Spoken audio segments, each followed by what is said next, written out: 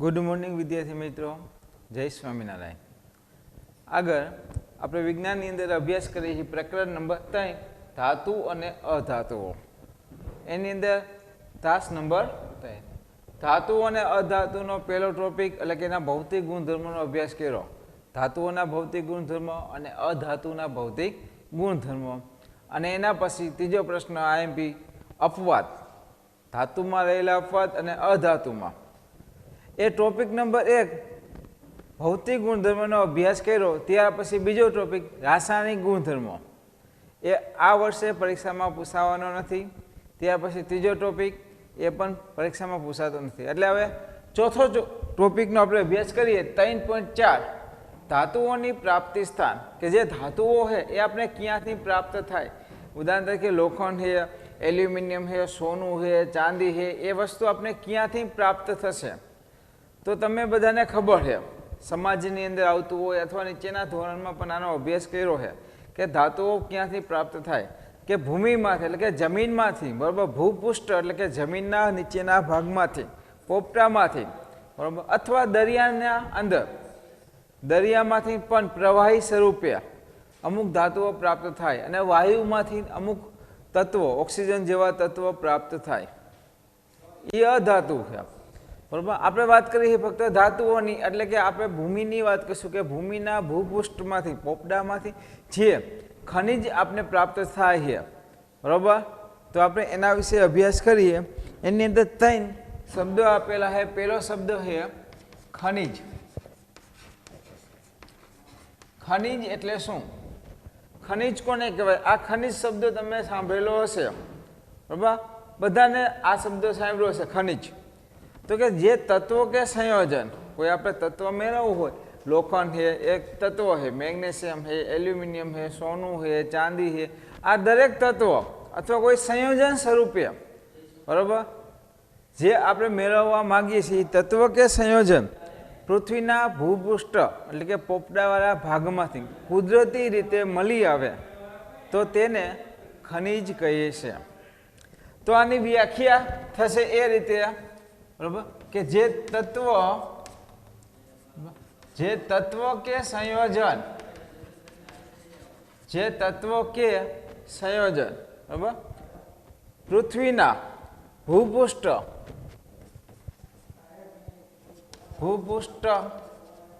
એટલે કે પોપડા માંથી, બરાબર, કુદરતી રીતે મળી આવ્યા, બરાબર, તેને ખનિજ કહે છે. જે તત્વો કે સંયોજન પૃથ્વીના ભૂપૃષ્ઠ એટલે કે પોપડામાંથી કુદરતી રીતે મળી આવે, આપણે ન બનાવતો હોય, કુદરતી રીતે, બરાબર, મળી આવે તેને ખનિજ કહે છે. ત્યાર પછી 2 શબ્દ આપેલા છે, બરાબર. એક તો આપેલું છે કાચી ધાતુ, બરાબર, કાચી ધાતુ, જેને બીજું નામ છે અયસ્ક. અયસ્ક તો કાચી ધાતુ કોને કહેવાય? અને બીજું આપેલું છે ગેંગ. આ 2 શબ્દ આપેલા છે. તો કે ભૂમિમાંથી ઉપર જે આપણે ખનિજની વાત કરીએ, એની વાત કરીએ કે આપણે જે ખનિજ પ્રાપ્ત કરીએ, મોટી મોટી ખીણ કે ખાણ હોય, એની અંદર આપણે કોઈ ખનિજ પ્રાપ્ત કરતા હોય તો એ ખનિજની અંદર ઘણા પદાર્થો, ઘણા તત્વો એવા હોય કે જે આપને ઉપયોગી હોય, જેનું નિષ્કર્ષણ કરીને એટલે એને અલગ કરીને, એને શુદ્ધ કરીને આપણે ઉપયોગ લઈ શકાય. સમજાય? એવી હોય. એટલે કે જે જમીન ખનિજ, જે ખનિજ આપણે ભૂમિમાંથી પ્રાપ્ત થાય એ ખનિજમાંથી, બરાબર, કે જે આપને ઉપયોગી હોય એવું, બરાબર, જેનું નિષ્કર્ષણ કરીને એટલે કે એને શુદ્ધ કરીને, બરાબર, જે ધાતુ પ્રાપ્ત કરી શકાય, તો એવી ધાતુઓને શું કહેવાય? કાચી ધાતુ કહેવાય. એવી ધાતુઓને શું કહેવાય? કાચી ધાતુઓ, અયસ્ક. હવે એ શુદ્ધ તો હોય નહીં, સમજાય? જમીનમાંથી તમે ખીણમાંથી પ્રાપ્ત કરો તો એ ધાતુની સાથે ઘણી બધી વસ્તુ હોય, બરાબર, માટી હોય, રેતી હોય કે અનિચ્છનીય કોઈ પદાર્થ હોય, તો એવા અશુદ્ધ પદાર્થોને શું કહેવાય? ગેંગ. બરાબર, જે અશુદ્ધ પદાર્થ હોય, જે આપને ઉપયોગી ન હોય એવા અશુદ્ધ પદાર્થો, બરાબર, આની સાથે માટી, રેતી કે અનિચ્છનીય કોઈ પણ અશુદ્ધ જે પદાર્થો રહેલા છે એને ગેંગ કહેવાય, અને જે ઉપયોગી છે એને કાચી ધાતુ કહેવાય. સમજાય છે? અયસ્ક કહેવાય. આ બંને ભેગા થાય એને આપણે શું કહીએ? ખનિજ. સમજાઈ ગયું? આ ત્રણે પ્રશ્નના મુદ્દા સમજાઈ ગયા. શું કહેવા માંગે છે ત્રણેની વ્યાખ્યા વળવી જોઈએ. કે જે તત્વ કે સંયોજન, આપણે માનો કે લોખંડની જરૂર છે, તો લોખંડ અમુક જમીનમાંથી પ્રાપ્ત થાય. સમજાય છે? કે જે જમીનમાંથી બરાબર કુદરતી રીતે પ્રાપ્ત થાય તો એને ખનિજ કહેવાય. હવે એ જે ખનિજ છે આખું, એ ખનિજની સાથે શું છે? અમુક ઉપયોગી ધાતુઓ હોય, તત્વ કે સંયોજનો, બરાબર, તો એને કાચી ધાતુ કહેવાય. અને જે ઉપયોગી નથી, એટલે કે સાથે માટી, રેતી એવી કોઈ પદાર્થ આવેલા હોય તો એને ગેંગ કહેવાય. તો આ જે અશુદ્ધ છે, ગેંગ અને કાચી ધાતુ મિક્સ હોય, એમાંથી આપણે શુદ્ધ ધાતુ પ્રાપ્ત કરવી જોઈએ.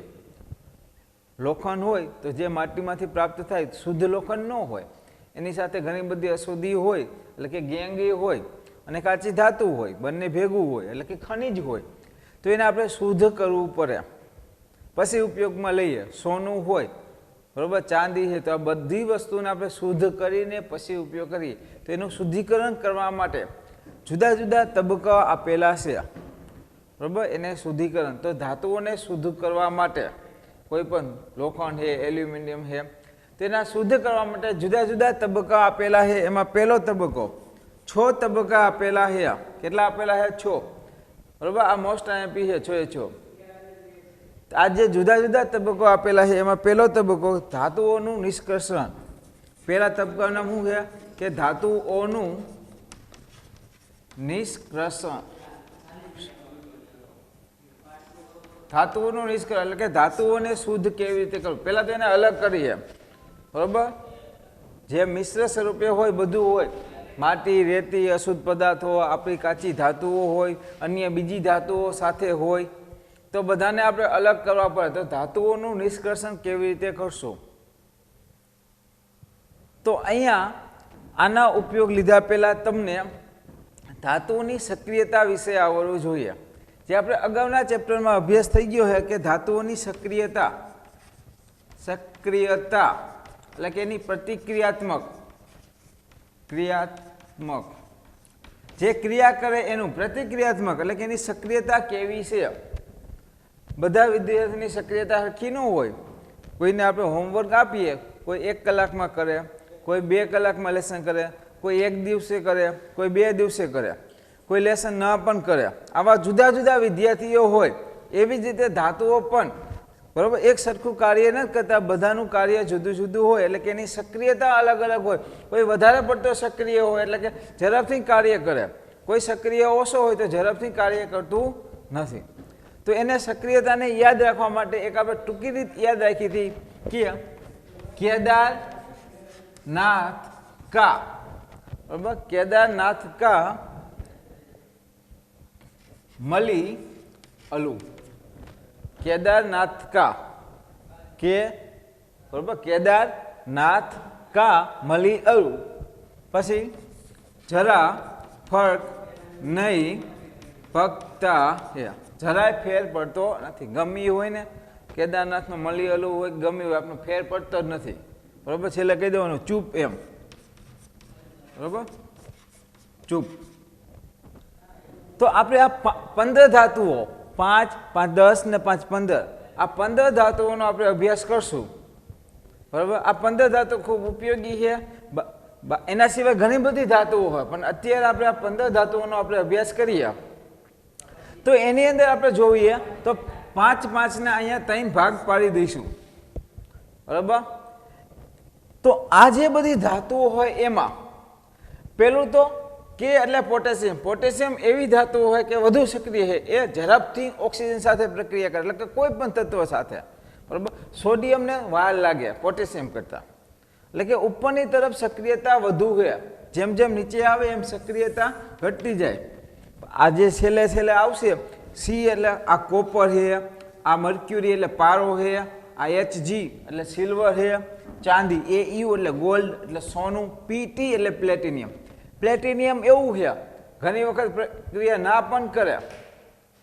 કોઈ સાથે મુક્ત સ્વરૂપે મળે, શુદ્ધે શુદ્ધું, બરાબર, એટલે કે શુદ્ધ પ્લેટિનિયમ પ્રાપ્ત થાય, સોનું છે, ચાંદી છે, એની સક્રિયતા ઓછી છે, એ રિએક્શન ઘણી વખત ના કરે. તો અહીંયા આપણે આ જે સક્રિયતા છે એને 3 ભાગમાં વેચી દઈએ. પેલું અહીંયાથી ઉપરના ભાગમાં, એટલે કે જે ઊંચી સક્રિયતા છે તેવા, બરાબર, ઊંચી સક્રિયતા ધરાવતા તત્વ, આ 5 છે તત્વ: potassium, sodium, calcium, magnesium, aluminium. આ જે 5 તત્વો છે એની સક્રિયતા ઊંચી છે, એટલે કે એ હવામાં કે કોઈ પણ સાથે ઝડપથી રિએક્શન કરશે, સક્રિય, બરાબર, વધુ સક્રિય છે કાર્ય કરવા માટે, સક્રિયતા એની વધુ છે. આ જે વચ્ચે છે એ મધ્યમ સક્રિય છે, મધ્યમ સક્રિયતા, એટલે કે કાર્ય કરવામાં થોડીક વાર લાગે. પાઠ્યપુસ્તકમાં આ 2 આપેલી નથી, બરાબર, 3 જ આપેલી છે. અને પાઠ્યપુસ્તકમાં આ 2 વસ્તુઓ આપેલી નથી. 3 જ ધાતુ આપેલી છે: ઝીંક, આયર્ન અને લેડ, શીશુ, બરાબર. કોપરને ઉપર સમાવેશ કર્યો છે પાઠ્યપુસ્તકમાં. કોપર જે ધાતુ છે એને ઉપર સમાવેશ કર્યો છે, ઉપર પણ આવી શકે અને નીચે પણ આવી શકે. આ કોપર એવી વસ્તુ છે, આની સક્રિયતા 2માં ગણાય છે. ત્યાર પછી અહીંયા જે આપી છે એ નીચી સક્રિયતા, બરાબર, ખૂબ જ ઓછી સક્રિયતા છે એવી ધાતુઓ. અહીંયા પણ પાઠ્યપુસ્તકમાં આ મર્ક્યુરી પારો આપેલું નથી અને છેલ્લે પ્લેટિનિયમ આપેલું નથી. આ 2 જ ધાતુ પાઠ્યપુસ્તકમાં અહીંયા આપેલી છે, બરાબર. અને આ જે કોપર છે એને ઉપર ગણતરી કરે છે પાઠ્યપુસ્તકમાં, બરાબર. તો આ કોપરને આપણે 2માં ગણતરી કરશું. આ જે કોપર રહ્યું એને આપણે મધ્યમ સક્રિયતા અને નીચી સક્રિયતામાં 2માં ગણતરી કરશું આ કોપરની, બરાબર. અને આ 1, 2, 3 અને 4, આ 4 ધાતુ પાઠ્યપુસ્તકમાં નથી આપેલી. વધુ માહિતી માટે આપણે યાદ રાખશું, બરાબર. વધારાના MCQમાં કે ક્યાંક પૂછાય તો વધારાની માહિતી માટે. તો આ વાત થઈ એની સક્રિયતા, કે કયો તત્વ છે કે એની સક્રિયતા વધુ છે, એટલે કે ઝડપથી કાર્ય કરે. તો પેલા ધાતુઓને અલગ કાઢવા પડે. તો આપણો પહેલો ટોપિક હતો કે ધાતુઓનું નિષ્કર્ષણ, એટલે કે એની સક્રિયતા પ્રતિક્રિયાત્મક અલગ અલગ હોય છે. 3 ભાગમાં વહેંચવામાં આવે. તો પહેલો ભાગ, બરાબર, ઊંચી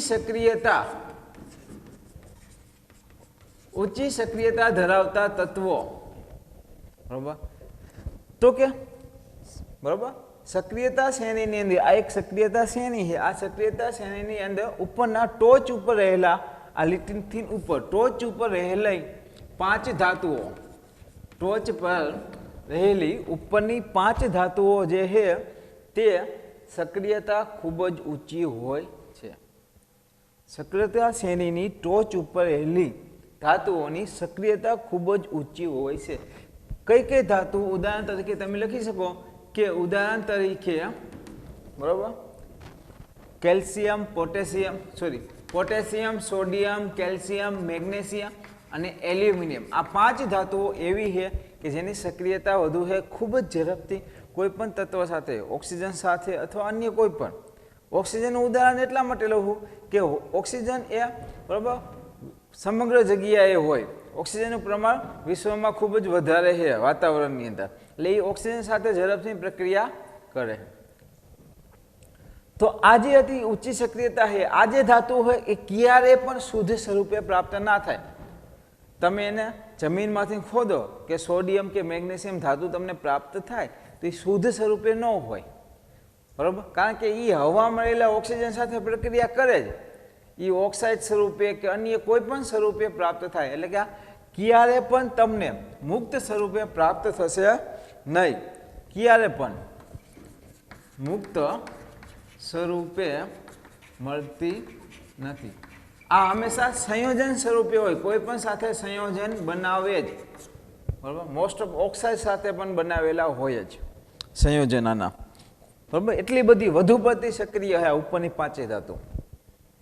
ત્યાર પછી વાત કરીએ બીજી, વચમાં રહેલી 5 ધાતુઓ, એટલે કે મધ્યમ સક્રિયતા ધરાવે, મધ્યમ સક્રિયતા ધરાવતી ધાતુઓ કે ટોચ, બરાબર, સક્રિયતા શ્રેણીની અંદર મધ્યમાં રહેલી ધાતુઓ. આ ટોચ ઉપરથી અહીંયા લખશું મધ્યમાં રહેલ ધાતુ કે જેની સક્રિયતા મધ્યમ હોય, બરાબર. ઉદાહરણ તરીકે આપણે એના નામ લખીએ. અહીંયા 5 ધાતુ છે, ઝીંક, આયર્ન અને લેડ. તેને જ આપણે લખશું ઝીંક, આયર્ન અને પીબી લેડ, બરાબર. પેલું ઝીંક, આયર્ન, લેડ અને હજી કોપર પણ ઉપરમાં આવી શકે એટલે કોપર પણ લખશું. આ 4 ધાતુ આપેલી છે પાઠ્યપુસ્તકની અંદર, બરાબર. સમજાય છે? આ બે નથી આપેલી, નિકલ અને હાઇડ્રોજન. તો મધ્યમાં રહેલી ધાતુ કઈ કઈ? ઝીંક, આયર્ન, લેડ અને કોપર. કોપરનો સમાવેશ ઉપર કર્યો.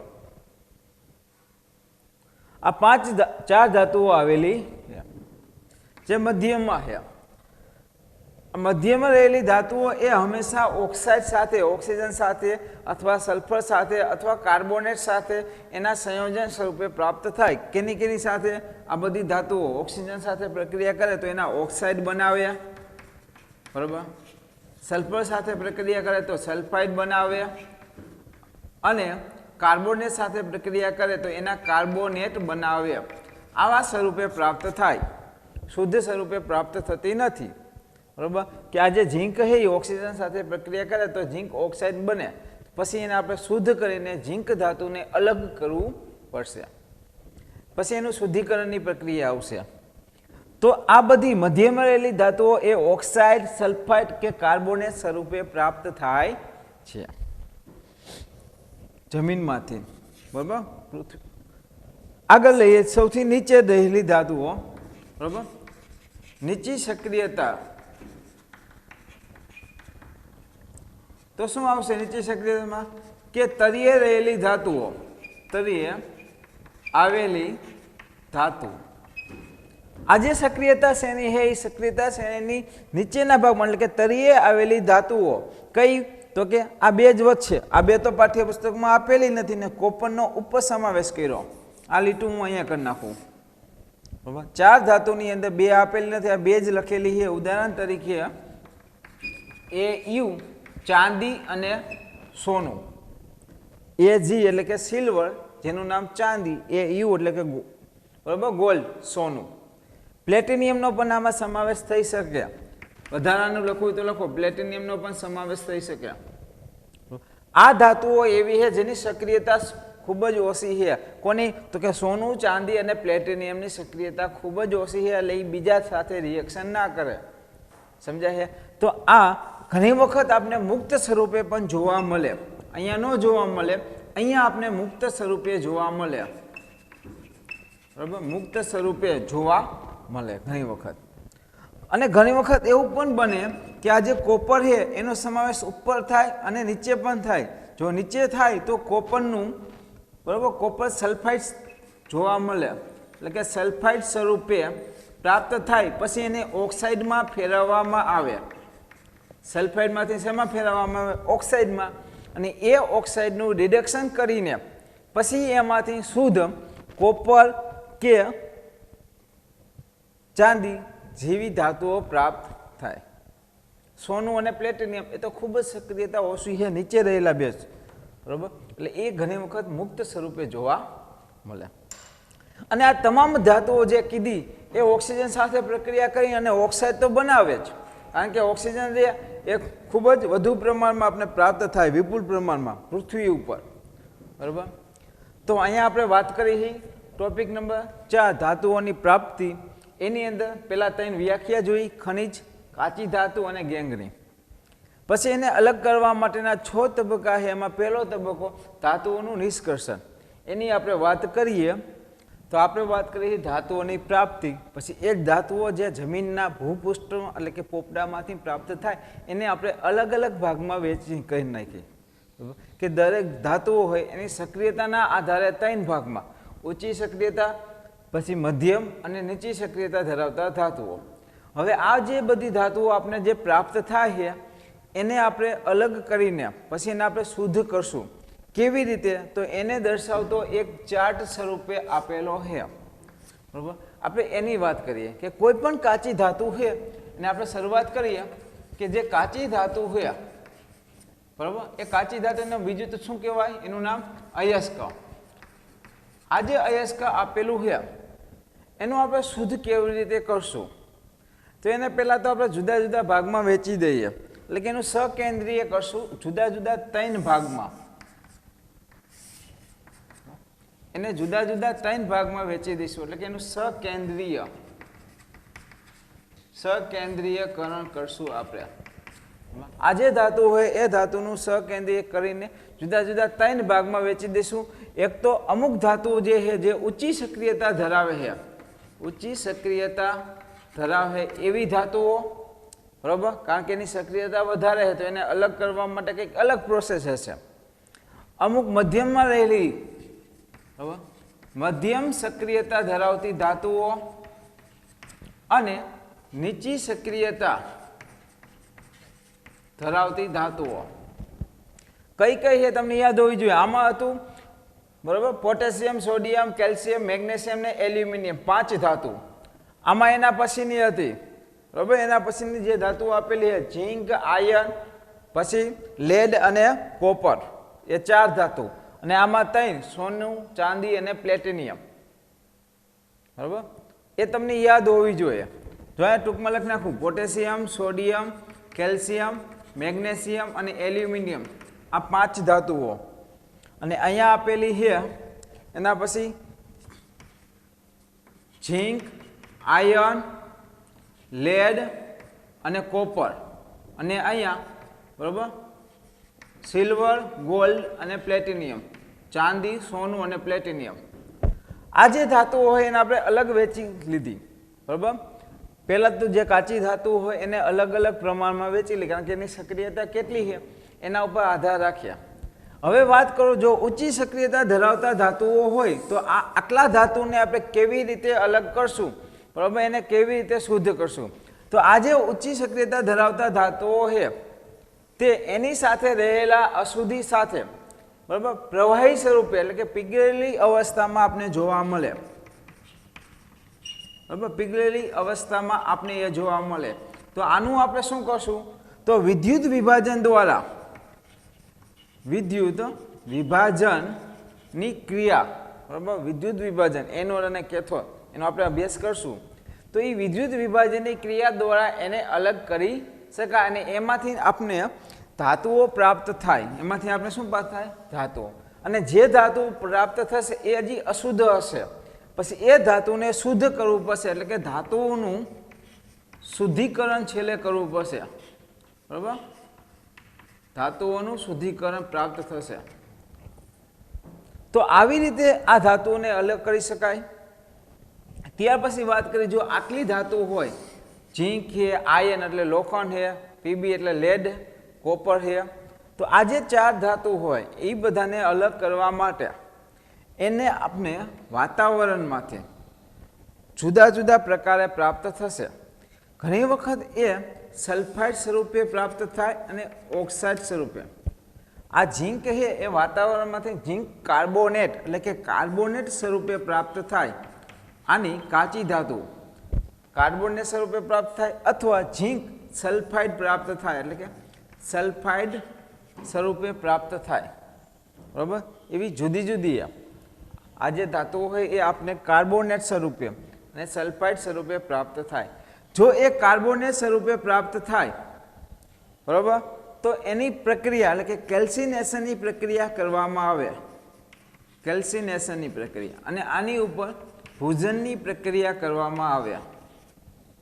ત્યાર પછી બંનેને એકી સાથે, બરાબર, કાર્બોનેટની ઉપર તમે કેલ્સિનેશન પ્રક્રિયા કરો એટલે એનું ઓક્સાઇડમાં રૂપાંતર થાય અને સલ્ફાઇડ હોય, કાચી ધાતુ તરીકે સલ્ફાઇડ સ્વરૂપે હોય, ઝીંક સલ્ફાઇડ કે આયર્ન સલ્ફાઇડ કે લેડ સલ્ફાઇડ કે કોપર સલ્ફાઇડ, તો એનું તમે ભૂજનની પ્રક્રિયા કરો તો પણ ઓક્સાઇડમાં રૂપાંતર થાય. એટલે કે આ બંનેનું હવે ઓક્સાઇડમાં રૂપાંતર થશે, બરાબર. શેમાં રૂપાંતર થાય? ઓક્સાઇડમાં, એટલે કે ઓક્સિજન સાથે ઝીંક ઓક્સાઇડ કે એવા ઓક્સાઇડમાં એનું રૂપાંતરણ થશે. હવે આ ઓક્સાઇડમાં રિડક્શનની પ્રક્રિયા તમે કરશો. આ જે ઓક્સાઇડ છે એની ઉપર તમે શેની કરશો? રિડક્શનની, એટલે કે ઓક્સિજન દૂર થઈ જાય અને ધાતુઓ પ્રાપ્ત થશે. જો તમે રિડક્શનની પ્રક્રિયા કરશો તો અહીંયા, બરાબર, અશુદ્ધ ધાતુ પ્રાપ્ત થશે. પછી એનું ફરી ધાતુઓનું શુદ્ધિકરણ કરશું છેલ્લે, એટલે કે શુદ્ધ ધાતુ પ્રાપ્ત થશે, એટલે કે ધાતુનું શુદ્ધિકરણ પ્રાપ્ત થશે. તો આવી રીતે એની પ્રોસેસ આપણે કરવાની છે ડિટેલમાં, જે આનો અભ્યાસ કરવાનો હોય. આ તો ખાલી સમજૂતી છે. અને જો નીચી સક્રિયતા ધરાવતા ધાતુઓ છે કે ચાંદી છે, સોનું છે ને પ્લેટિનિયમ છે, આવી જે ધાતુઓ છે તો ઘણી વખત મુક્ત સ્વરૂપે જોવા મળે, કારણ કે એની સક્રિયતા ખૂબ જ નીચી હોવાથી સોનું છે, પ્લેટિનિયમ છે એ મુક્ત સ્વરૂપે પ્રાપ્ત થાય. પરંતુ ઘણી વખત આ ચાંદી છે અથવા કે કોપર છે, ઓક્સમાં કોપર આ બંનેમાં આવશે, આ કોપર તો એ આપણને સલ્ફાઇડ સ્વરૂપે પ્રાપ્ત થાય છે, બરાબર, સલ્ફાઇડ તરીકે, બરાબર. અહીંયા જે વાત થઈ એ જ રીતે સલ્ફાઇડ સ્વરૂપે પ્રાપ્ત થાય છે. જો સલ્ફાઇડ સ્વરૂપે પ્રાપ્ત થાય તો અહીંયા જે આપણે પ્રોસેસ કરી એ જ પ્રોસેસ અહીંયા કરશું.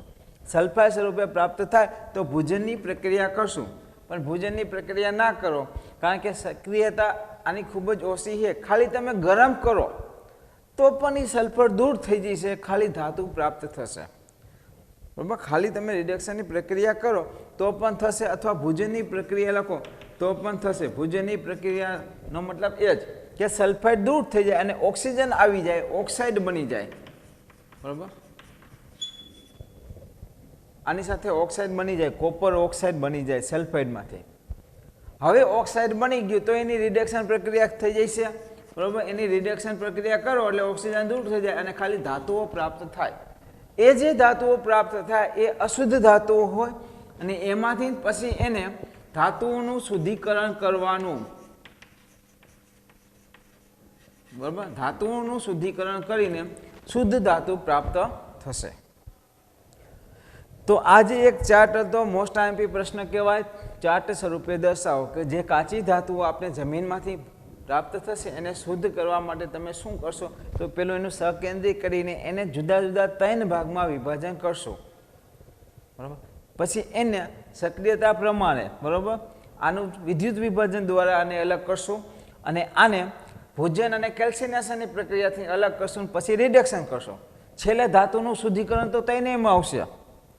અશુદ્ધ ધાતુ પ્રાપ્ત થાય પછી એને ધાતુનું શુદ્ધિકરણ તો છેલ્લે કરવું જ પડશે. અને અહીંયા, બરાબર, ભોજનની પ્રક્રિયા કરશું, પછી રિડક્શન કરશું, બરાબર. તો આ હતો ટોપિક પહેલો, ધાતુઓનું આપણે જોયું હતું એ, બરાબર, ધાતુઓનું નિષ્કર્ષણ, બરાબર, પહેલો તબક્કો હતો.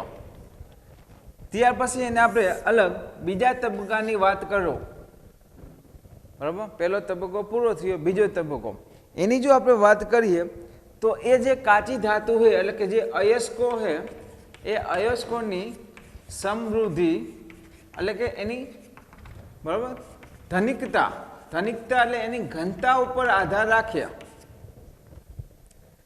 ઘણી વખત ધાતુઓ આપણે એવી રીતે પ્રાપ્ત થાય, ઘન સ્વરૂપે હોય અને અશુદ્ધિ ઘન સ્વરૂપે હોય.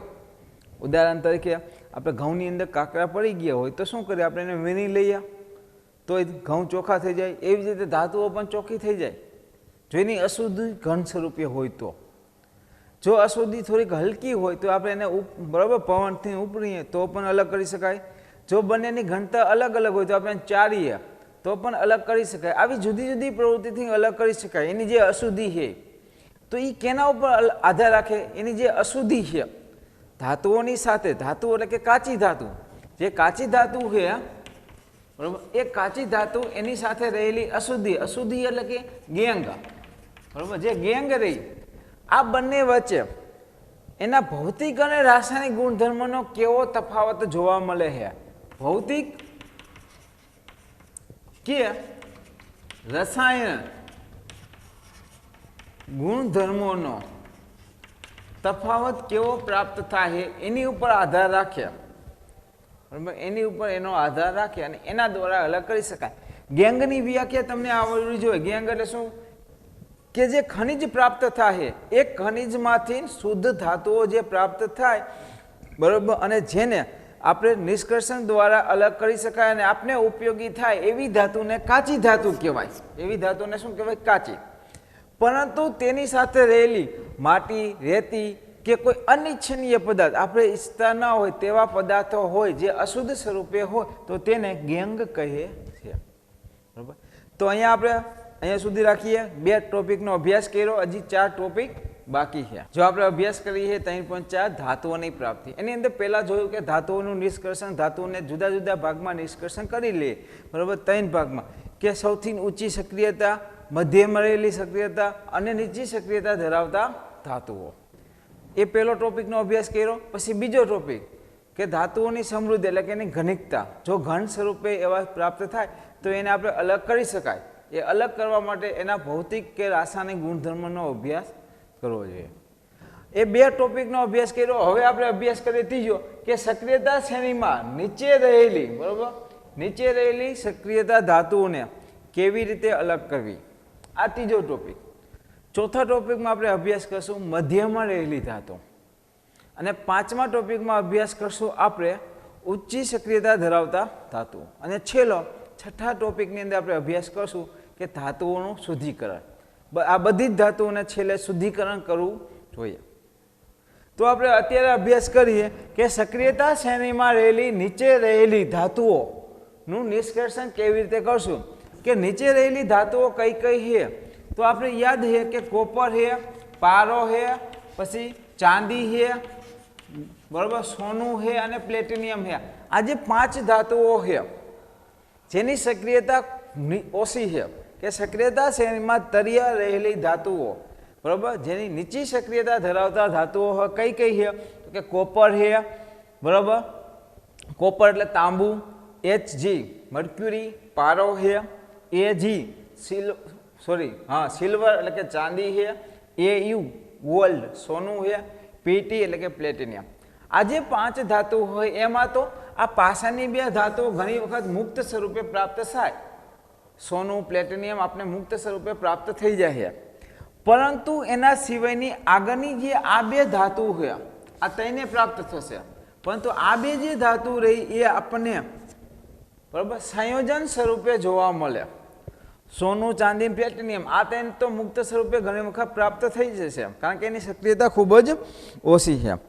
પરંતુ ઉદાહરણ તરીકે આ 2 ધાતુ છે, જેમ કે આની વાત કરીએ ચાંદીની, ઉદાહરણ તરીકે આજે બરાબર, મર્ક્યુરી, પારો, એનું એક કાચી ધાતુ છે HGS, જેનું નામ છે સિનાબહાર. આ જે કાચી ધાતુ છે મર્ક્યુરીની, આ કાચી ધાતુ કોની છે? આની મર્ક્યુરીની છે. આજે મર્ક્યુરીની કાચી ધાતુ આપણે ભૂમિમાંથી પ્રાપ્ત થાય છે એને આપણે શુદ્ધ કેવી રીતે કરશું, એટલે કે ખાલી મર્ક્યુરીને અલગ કેવી રીતે કરશું. તો આ જે કાચી ધાતુ છે, બરાબર, HGS, બરાબર, સિનાબહાર, તો તેને હવામાં વધુ પ્રમાણે ગરમ કરવામાં આવે, એટલે કે હવામાં રહેલા ઓક્સિજન સાથે રિએક્શન કરવામાં આવે, બરાબર. આ તો જે સોલિડ સ્વરૂપે આપણે ધાતુઓ પ્રાપ્ત થાય એની ઓક્સિજન સાથે ગેસ સ્વરૂપે રિએક્શન કરી અને ઉષ્મા આપવામાં આવે અને ગરમ કરવામાં આવે, કારણ કે આની સક્રિયતા ઓછી છે, નીચી સક્રિયતા છે.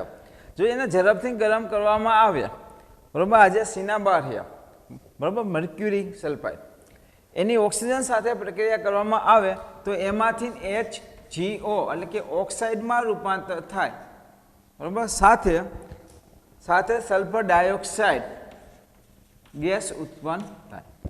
તો આ ઓક્સાઇડ સ્વરૂપે ઉત્પન્ન થાય. સલ્ફાઇડમાંથી જે કાચી ધાતુ હતી એને ઓક્સાઇડમાં રૂપાંતર થાય, અને હવે એ જે ઓક્સાઇડ છે એને આપણે રિડક્શનની પ્રક્રિયા કરીએ એટલે ઓક્સિજન દૂર થાય અને આપણે એ ધાતુ પ્રાપ્ત થાય.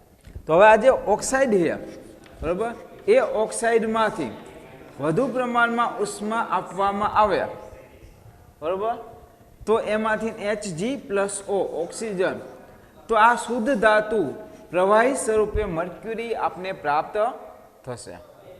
સમજાય? તો અહીંયા પહેલાં તો આ જે સિનાબાર છે એને વધુ પ્રમાણમાં ગરમ કરવામાં આવી તો એનું ઓક્સાઇડમાં રૂપાંતર થાય. ત્યારબાદ એ ઓક્સાઇડની રિડક્શનની પ્રક્રિયા કરીને શુદ્ધ ધાતુ લિક્વિડ સ્વરૂપે પ્રવાહિત થાય. અને સમીકરણને સંતુલિત કરવું હોય તો અહીંયા ઓક્સિજન 2 ને 1 3 છે, તો આગળ અહીંયા 3 કરવા જોશે, અહીંયા 2, અહીંયા પણ 2 છે. એવી જ રીતે અહીંયા પણ ઓક્સિજન, બરાબર, સમીકરણ સંતુલિત કરીએ. તો આ એક ઉદાહરણ હતું, એ મર્ક્યુરી પારાનું હતું. હવે આ કોપરનું ઉદાહરણ લઈએ તો એનું પણ એ જ રીતે કે કોપર જે સલ્ફાઇડ પ્રાપ્ત થાય છે આપણને, બરાબર, એ કોપર સલ્ફાઇડની પણ ઓક્સિજન સાથે પ્રક્રિયા કરી તો કોપર ઓક્સાઇડ પ્રાપ્ત થાય, સાથે સલ્ફર ડાયોક્સાઇડ. અને આ કોપર ઓક્સાઇડનું, બરાબર, આ જે કોપર ઓક્સાઇડ છે એનું, બરાબર, ફરીને કોપર સલ્ફાઇડ સાથે પ્રક્રિયા કરી, બરાબર, તો કોપર અને સલ્ફર ડાયોક્સાઇડ ઉત્પન્ન થાય. તો અહીંયા શુદ્ધ કોપર આપણે પ્રાપ્ત થશે. સમજાય? તો એ સમીકરણને પણ સંતુલિત કરવું તો આ જ રીતે કે ઓક્સિજન 2 છે, બરાબર, તો અહીંયા 3 કરશું, અહીંયા 2, અહીંયા 2, અહીંયા પણ 2 છે. અહીંયા સમીકરણ સંતુલિત કરશું તો અહીંયા કોપર 2 ને 1 3 છે, બરાબર, અહીંયા સોરી 2 ને 2 4 છે, તો અહીંયા 2 લખશું, બરાબર, અને ત્યાર પછી અહીંયા 2 એટલે 4 ને 2 6 કોપર પ્રાપ્ત થશે.